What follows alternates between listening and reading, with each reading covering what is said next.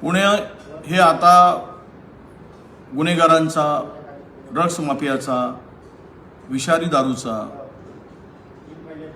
आणि खून, मारामाऱ्या, बलात्कारांचं आता एक पुणे हे बदनाम नाव होत चाललेलं आहे। याला कारणीभूत आहे तेथील पोलीस आणि पोलिसांचा धाक। आज जे 14 लोकांचा विषारी दारूमुळे जो मृत्यू झाला, खरं तर हे पूर्णतः जबाबदार एक्साइज डिपार्टमेंटचे पोलीस अधीक्षक, त्यांचे कमिशनर, पोलीस काय करत होते? काय झोपा काढत होते? आज 10 लोक पुन्हा अत्यंत गंभीर अवस्थेमध्ये आहे, 14 लोकांचा बळी गेलाय आणि या सगळ्यामध्ये चालढकलपणा जो काय दिसतो, इतकी हिंमत कशी होते गुन्हेगाराची? मिथेनॉल सारखा द्रव्य त्याच्यात मिसळून ही विषारी दारू बनवली जाते आणि कुटुंब उद्ध्वस्त होत आहे। यांना पगार देण्यासाठी आणि हप्ते खाण्यासाठी ठेवले तेथील पोलीस आणि एक्साइज डिपार्टमेंट। मला वाटतं की यामध्ये पहिल्यांदा तेथील पोलीस यंत्रणेला वठणीवर आणण्याची गरज आहे, त्यावर बडगा उगारण्याची गरज आहे।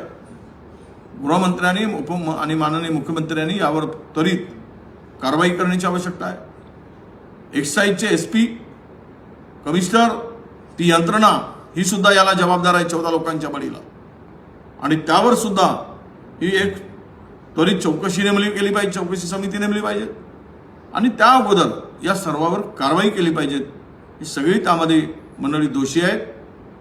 हे असे प्रकरण जर पुण्यासारख्या शहरात होत आहेत, पुण्यामध्ये महिलांच्या अपहरणामध्ये पुणे आता पुढे गेलंय, विषारी दारूमुळे आता पुणे जात आहे, खून मारामाऱ्यामध्ये पुणे आहे, ड्रग्समध्ये पुणे गेलेला आहे।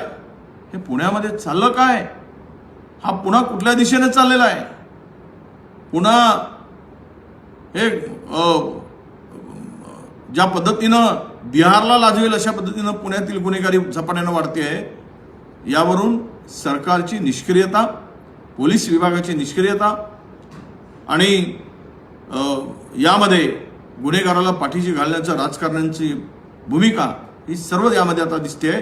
त्यामुळे उद्या पुणे आता कोणासाठी सुरक्षित नाही अशी परिस्थिती पुण्यात निर्माण करण्याचं काम या सरकारच्या माध्यमातून झालेलं आहे।